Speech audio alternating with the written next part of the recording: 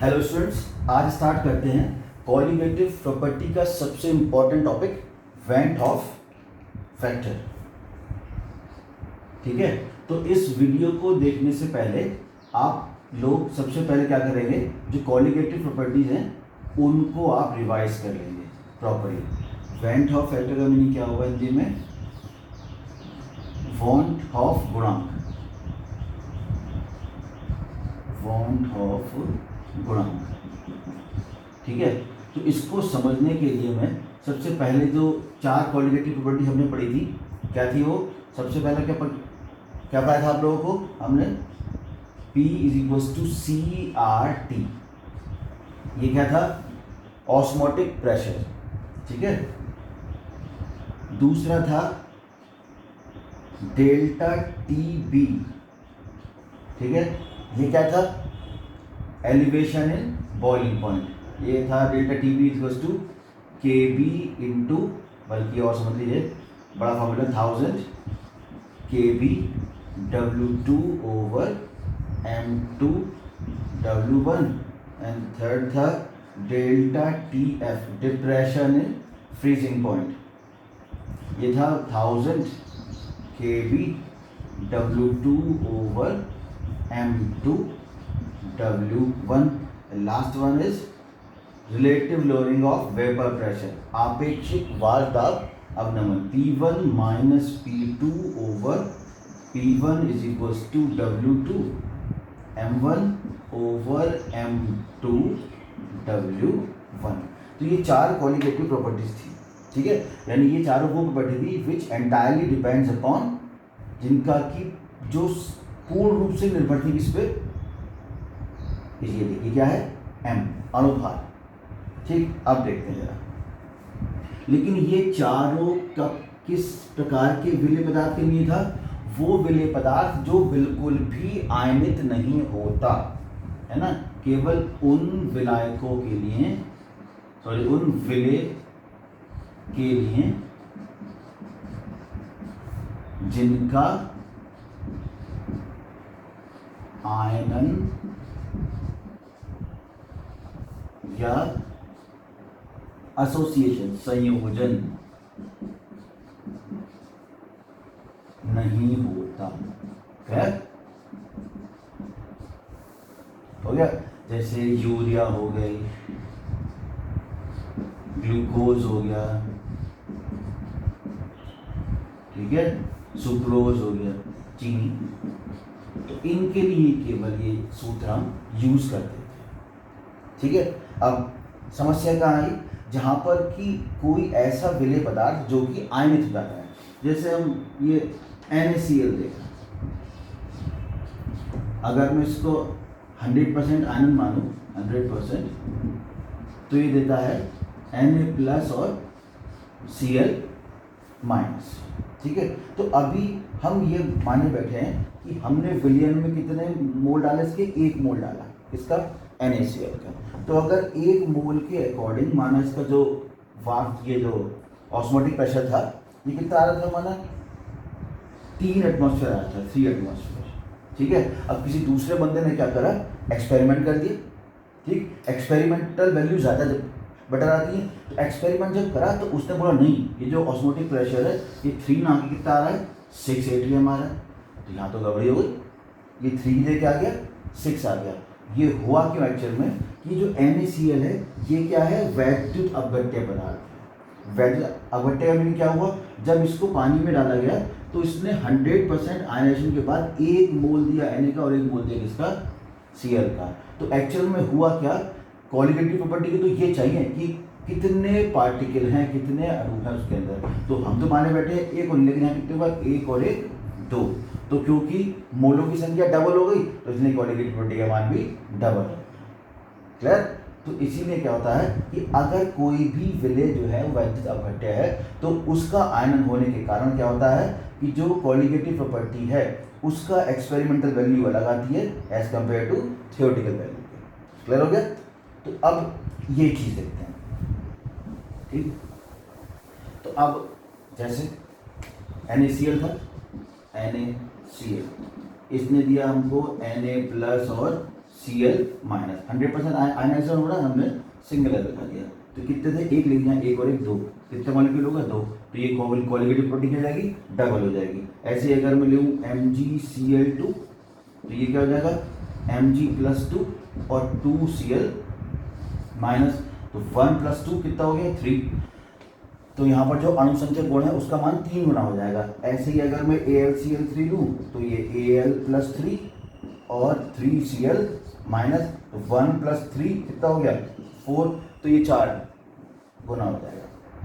लेकिन ये कब आ रहा है, इसका मीनिंग क्या हुआ कि जो अणुसंख्यक गुण का एक्सपेरिमेंटल मान है, जो उसकी एक प्रायोगिक मान है, वो जो गणनात्मक मान है यानी कि थ्योरेटिकल वैल्यू है, वो दोनों अलग अलग है। ठीक है ना, क्लियर हो गया।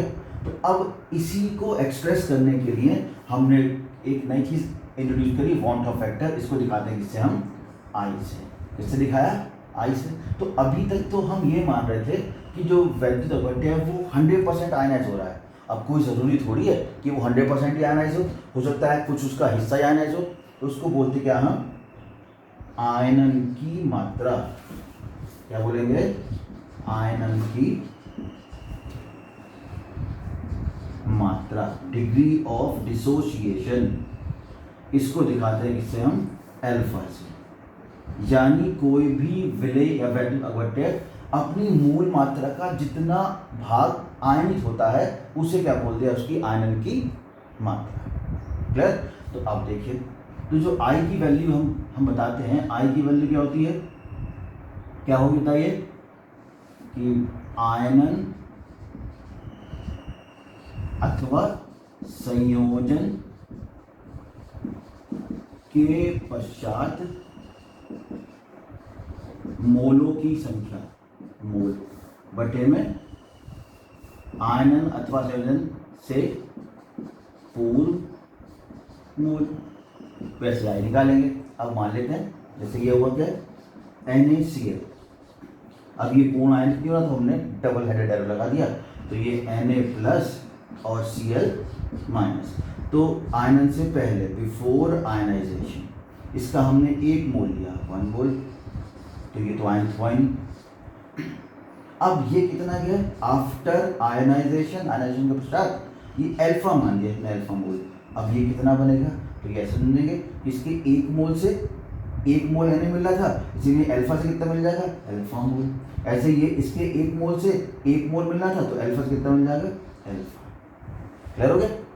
अब आई क्या था हमारे पास, कि आयन के पश्चात बटे में आयन से पूर्व, दिस प्लस दिस, यानी 1 minus alpha plus alpha over 1। Alpha से अल्फा कट हो गया, तो क्या हो गया है 1 प्लस अल्फा। समझ में आया। यानी कि अगर ये 2 आयन दे रहा है आयन के पश्चात, तो आई कितना जाएगा 1 प्लस अल्फा। अब ये 2 ना देके कितने आयन दे, मानो अगर ये 3 आयन देता है, जैसे MgCl2, तो इट विल गिव Mg+2 और 2Cl माइनस। तो फिर ये 1, ये 0 0, और आयन के पश्चात ये अगेन अल्फा।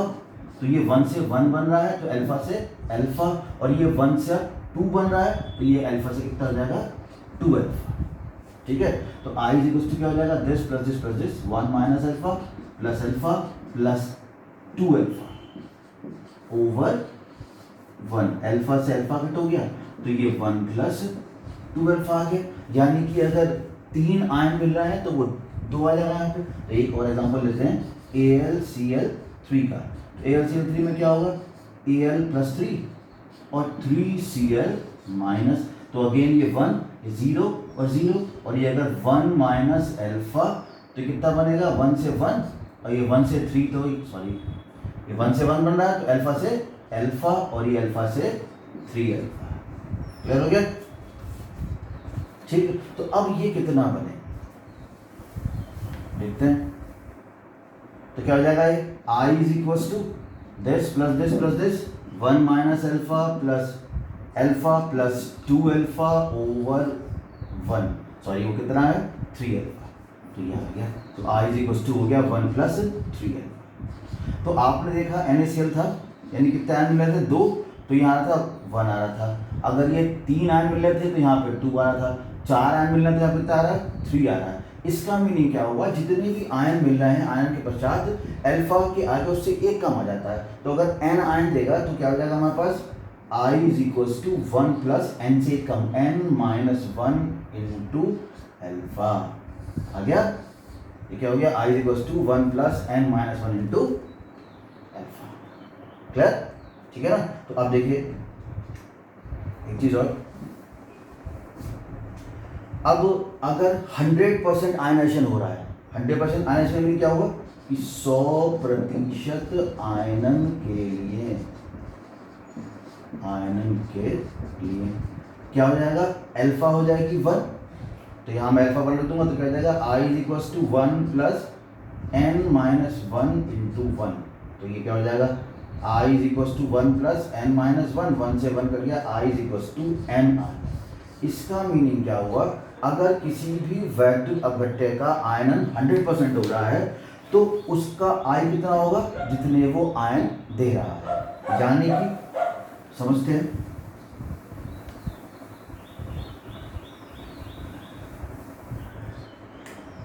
जैसे NaCl है तो ये कितने आयन दे रहा है, Na प्लस और Cl माइनस, तो इसके लिए n कितना है 2, तो भाई I भी कितना हो जाएगा 2 हो जाएगा 100% आयनेशन के लिए। ऐसे ही MgCl2 है तो ये कितना देगा Mg प्लस 2 और 2Cl माइनस, तो n इक्वल्स टू 3, तो I इज इक्वल्स टू 3। ठीक, ऐसे ही क्वेश्चन पूछते हैं K4FeCN6। अब ये जो ब्रैकेट वाला पार्ट है ये आयनाइज नहीं होता, अभी आगे पढ़ेंगे हम लोग कोऑर्डिनेशन कॉम्प्लेक्सेस, तो वहाँ आएगा। तो ये 4 तो मिलेंगे K प्लस और FeCN6 के ऊपर आ जाएगा -4 चार्ज, क्योंकि ये +4 तो यहाँ -4, तो कितने आयंस हो गए 4 प्लस ये पूरा है 1, सो I इज इक्वल टू कितना हो जाएगा 5। लेकिन ये कब होगा कि जब 100% आयनाइजेशन हो रहा है। ठीक है, तो पहली बात तो ये समझ में आई कि जो क्या है I की वैल्यू जो होती है ये चेंज होगी जब विलेय पदार्थ कैसा हो जाएगा, आयनित हो जाएगा, उसकी प्रकृति कैसी होगी, वैद्युत अपघट्य की आयन के पश्चात। अब कई बार ऐसा भी देखा गया कि जो विलेय पदार्थ थे वो आयनित नहीं हुए, यानी उनकी प्रकृति वैद्युत अपघट्य वाली नहीं थी, उसके बाद भी जो एक्सपेरिमेंटल वैल्यू थी कॉलिगेटिव प्रॉपर्टी की वो डिफरेंट आई, किससे, थियोरेटिकल वैल्यू से। तो यहाँ तो हमेशा I की वैल्यू ज़्यादा आ रही थी, यानी कि जो एक्सपेरिमेंटल वैल्यू थी वो थियोरेटिकल वैल्यू से हमेशा ही ज़्यादा आ रही थी। लेकिन एक एग्जांपल और देखिए आप, जैसे ये है CH3C डबल बॉन्ड O और OH, इसका मैं अगर अनुभार निकालूं तो 60 आता है। कितना आता है, 60 आता है थियोरेटिकली जोड़ के। लेकिन जब किसी ने इसका एक्सपेरिमेंट करा तो उसकी वैल्यू आई 118, यानी नियर अबाउट डबल हो गई। इसको भाई ये 120 के बराबर मान लो तो जस्ट डबल हो गया, नहीं हो गया, क्लियर। तो ऐसा क्यों हुआ, तो इसका मीनिंग क्या हुआ कि अब वहाँ तो जैसे कई बार कॉलिगेटिव प्रॉपर्टी की वैल्यू ज़्यादा है कम है, तो ऐसे यहाँ पर क्या हुआ, जो अनुभार हुआ वो कितना आ गया, डबल आ गया यहाँ पे। तो ऐसा क्यों हुआ, या हम मान सकते हैं कि अगर इसके लिए कॉलिगेटिव प्रॉपर्टी वैल्यू 1 आनी थी तो ये 1/2 आई, अनुभार बाद में देखते हैं। यानी कि वहाँ तो जैसे NaCl के लिए कॉलिगेटिव प्रॉपर्टी वैल्यू कितनी आ गई थी, डबल हुई थी, लेकिन यहाँ क्या हो गई, हाफ हो गई। तो ऐसा क्यों हुआ, क्योंकि यहाँ पर जो एसिटिक एसिड के 2 अणु हैं ये आपस में मिलकर एक हो जाते हैं due to hydrogen bonding. Hydrogen बंध बन जाता है इसके बीच में, इसीलिए 2 अणु आपस में मिलकर एक अणु में बदल जाते हैं। तो हमको लग रहा था कि 2 अणु लिए तो कॉलिगेटिव प्रॉपर्टी 2 आनी चाहिए थी, लेकिन वो तो 1 हो गया, तो कॉलिगेटिव प्रॉपर्टी कितनी जाएगी 1, यानी कि जस्ट हाफ हो गई। ठीक है, तो इसका मीनिंग क्या हुआ कि आयनन के साथ साथ अगर कहीं कहीं पर संयोजन हो रहा है, यानी ये तो आयनन था, अगर संयोजन भी हो रहा है तब भी कॉलिगेटिव प्रॉपर्टी की वैल्यू चेंज हो जाती है। देखते हैं, तो वहाँ थी आयनन की मात्रा, यहाँ हो जाएगी संयोजन की मात्रा। क्या बोलेंगे अब हम यहाँ पे इसको, संयोजन की मात्रा। इसको दिखाते हैं x से, यानी कि कुल मात्रा का कितने अणु आपस में संयुक्त हो गए, उसको बोलेंगे आप संयोजन की मात्रा। अब इसको कैसे समझते हैं, देखिए एक एग्जाम्पल है कि अगर माना 2 अणु आपस में मिलके एक हो गए A2, तो संयोजन से पहले बिफोर देखा हमने, बिफोर एसोसिएशन ये इसके 2 मोल थे, जो कितना बना 2 से 1 आधा हो गया। अगर मैं इसको ऐसे मानूँ, अगर ये 1 था तो ये 1 से कितना बन गया 2 से 1 बनना है, तो पहले तो बिफोर एसोसिएशन कितना लिया मैं 0 लिया, 1 से 0। अब आफ्टर एसोसिएशन संयोजन के पश्चात 1 माइनस एक्स लिया मैंने, इसकी यहाँ पे संयोजन की मात्रा कितनी है x। तो अब इसको ये कितना बने, तो 2 थे तो 1 बनना था, आधा हुआ ना, तो x से कितना बन जाएगा x/2। क्लियर हो गया। अब अगर मैं इसको 3a मान लूँ तो 3a से फिर बन तो एक ही रहा है, एक ही बने वाली, तो ये 1 से 0, तो 1 माइनस x से कितना बन जाएगा, अब ये 3 से 1 बन रहा है 1/3, तो x से कितना बन जाएगा x/3। क्लियर। ऐसे ही अब अगर ये n आपस में मिल जाए और बने an, तो ये 1 0, तो ये 1 माइनस एक्स, तो ये कितना बन जाएगा n से 1, तो x/n हो जाएगा। क्लियर। इसी चीज से समझते हैं। तो i का मान क्या बताया था कि संयोजन के पश्चात कितने हैं, this plus this plus this, यानी 1 minus x plus x/n over संयोजन से पहले तो 1 ही है, तो i को कितना आ गया 1 माइनस एक्स प्लस x/n आ गया। क्लियर। तो ये क्या हो गया हमारा संयोजन की मात्रा और i का संबंध। तो वांट ऑफ फैक्टर समझ में आ गया। तो किस वांट ऑफ फैक्टर का मान क्या हुआ कि ऑब्जर्व वैल्यू कोलिगेटिव प्रॉपर्टी की ओवर थ्योरेटिकल वैल्यू। ठीक है। अब इस पे देखिए सिंपल से न्यूमेरिकल आते हैं। पहले मैं सिंपल बताता हूँ कि जैसे क्वेश्चन है कि स्थिर ताप पर निम्न विलयनों को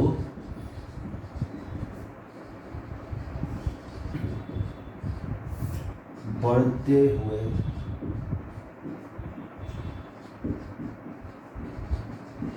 अणु संख्यक गुणों के क्रम में व्यवस्थित करिए।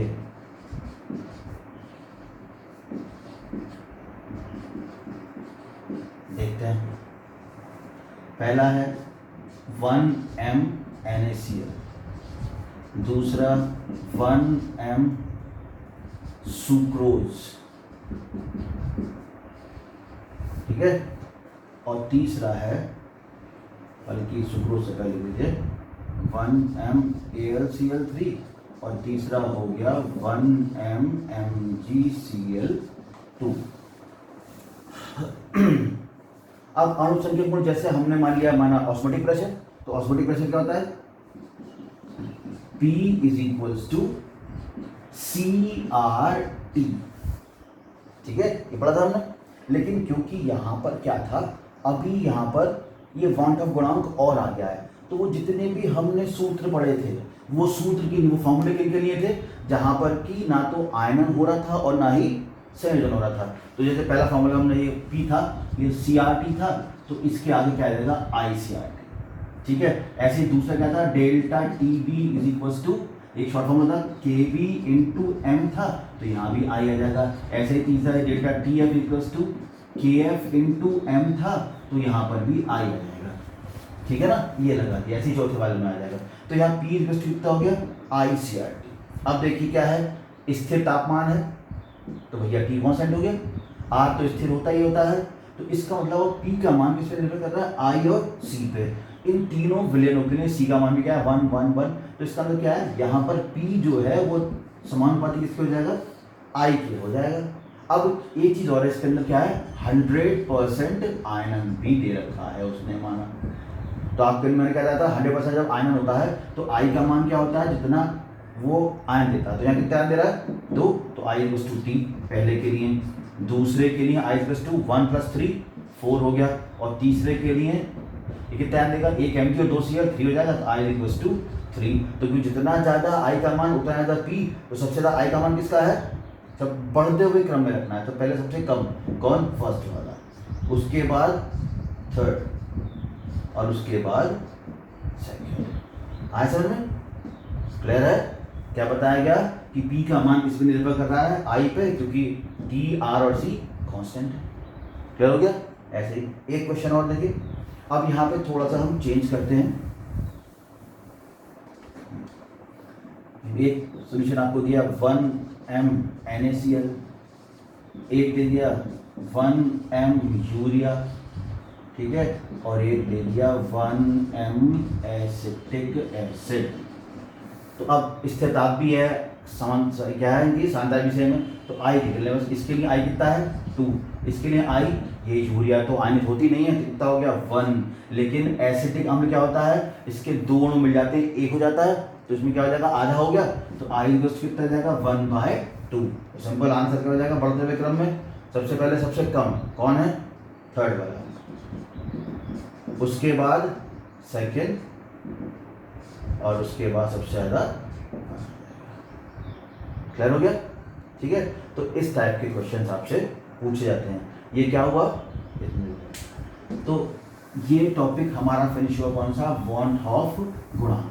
कितना फिनिश हो गया, वॉन हॉफ गुणांक। बस अब आपको ये कर लेना है कि जितने भी मैंने अभी तक पहले वीडियोस में सब चीज़ें पढ़ाई हैं, तो उनको अच्छे से पढ़ के उनके नोट्स बनाइए, ठीक है। और जितने भी न्यूमेरिकल्स आपको कराए मैंने इन वीडियोस के थ्रू, तो वह पहले वो न्यूमेरिकल करेंगे अच्छे से, और उसके बाद जो आपके पास बुक है उनसे न्यूमेरिकल करेंगे। जो नहीं आए वो आप व्हाट्सएप के नंबर के थ्रू पूछ सकते हैं, ठीक है। Thank you.